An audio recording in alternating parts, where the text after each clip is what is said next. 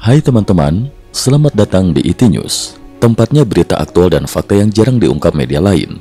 Yuk dukung kami dengan cara subscribe, like, komen, dan share, supaya lebih banyak orang tahu apa yang sebenarnya terjadi.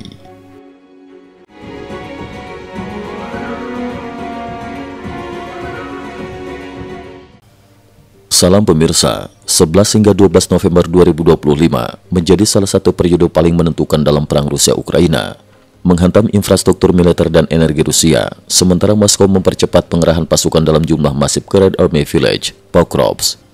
Di lain sisi, Eropa meningkatkan kesiapan militer dengan kontrak persenjataan senilai puluhan miliar euro. Laporan di bawah merangkum seluruh kejadian secara kronologis dan komprehensif. Operasi khusus Ukraina hantam depot minyak Vardisk, Crimea 10 November 2025. Pada malam 10 November 2025, Staf Umum Ukraina mengungkap operasi khusus terhadap depot minyak utama Rusia di Vardisk, wilayah Crimea. Pasukan khusus Ukraina dilaporkan menyusup ke lokasi dan meledakkan fasilitas penyimpanan bahan bakar inti. Rekaman malam hari menunjukkan kobaran api dari berbagai titik yang terus menyala hingga dini hari 11 November. Depot Vardisk memegang peran strategis karena menjadi pusat suplai bahan bakar bagi seluruh operasi Rusia di arah Kherson, Zaporizhia. Penghancurannya dipandang sebagai langkah Ukraina memotong jalur logistik Rusia baik dari laut maupun dari jaringan depot barat. Eropa bergerak, Jerman tekan kontrak militer 40 miliar euro 11 November 2025. Di tengah eskalasi perang, Eropa mempercepat modernisasi militernya. Pada 11 November 2025, pemerintah Jerman menandatangani kontrak raksasa senilai 40 miliar euro dengan Rheinmetall. Kontrak tersebut mencakup produksi kendaraan tempur Boxer generasi terbaru, pengadaan perlengkapan pertempuran dan sistem proteksi baru, kemitraan dengan perusahaan Finlandia ICEY untuk membangun lini produksi satelit radar SAR di Jerman. Langkah ini dianggap sebagai sinyal bahwa Eropa mulai mengurangi ketergantungan pada intelijen dan sistem senjata Amerika Serikat. Feodesia terbakar, terminal minyak Crimea lumpuh total 10 hingga 11 November 2025. Pada malam 10 November, 3 garis cahaya putih melesat di langit Crimea sebelum ledakan besar mengguncang terminal minyak Feodesia. Dalam hitungan menit, fasilitas itu berubah menjadi lautan api. Kejadian penting, beberapa tangki raksasa meledak berturut-turut, asap hitam terlihat hingga puluhan kilometer jauhnya. Rusia mengklaim sebagian rudal ditembak jatuh, namun kemudian menutup jalur kereta Kerch Feodesia dan membatasi pembelian BBM, indikasi kerusakan besar. Metode serangan gelombang api. Analis menggambarkan operasi ini sebagai pola serangan berlapis. 1. Gelombang drone murah untuk memaksa pertahanan udara Rusia menghabiskan amunisi. 2. Drone intelijen memetakan pola radar. 3. Rudal Flamingo dilepaskan saat sistem pertahanan mulai jenuh. Feodesia adalah pusat distribusi BBM terbesar di Crimea. 80% bahan bakar kawasan melewati titik ini. Dampaknya fatal bagi front selatan Rusia. Jalur alternatif Rusia hampir mati total. Feri Vione rusak sejak Mei, belum diperbaiki. Feri Slaviansk rusak sejak Juli. Feri Kondro Trader tenggelam Agustus akibat rudal Neptune. Kereta BBM via jembatan Crimea tidak berani dioperasikan. Warga Crimea menyerbu SPBU pada malam yang sama. Banyak stasiun kehabisan bahan bakar dalam beberapa jam. Ukraina serang Saratov, Volgograd, Samara, dan Rostov 11 November 2025. Pada larut malam 11 November 2025, kawanan drone Ukraina menyerang kilang minyak Rosneft Saratov, salah satu dari 5 kilang terbesar Rusia kapasitas 7,2 juta ton per tahun. Saksi mata melaporkan 8 ledakan besar. Sepanjang 10 hari pertama November, kilang ini sudah diserang 2 kali. Di Volgograd, sebuah ledakan memaksa bandara utamanya ditutup total untuk pemeriksaan keamanan. Sementara itu, di Samara dan Rostov dilaporkan serangan udara presisi terhadap fasilitas energi, aksi sabotase yang menargetkan jalur kereta, kerusakan dilaporkan di stasiun Likovskaya.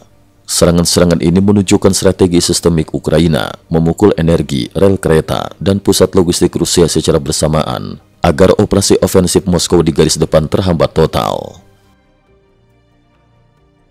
Rusia kerahkan 150.000 pasukan ke Red Army Village, Pokrovsk, 11 hingga 12 November 2025. Pada 11 hingga 12 November 2025, Rusia kembali mengalirkan pasukan ke Red Army Village, Pokrovsk, titik paling panas dalam perang.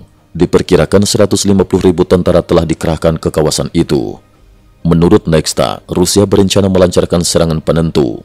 Upaya Rusia mengepung kota dari utara, selatan, dan timur, mencoba merebut Mirnohrad untuk memotong jalur suplai Ukraina.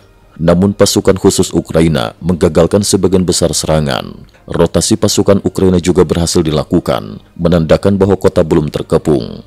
Analis memperingatkan, jika Rusia gagal merebut kota dalam 2 hingga 3 minggu, momentum perang bisa berbalik ke Ukraina.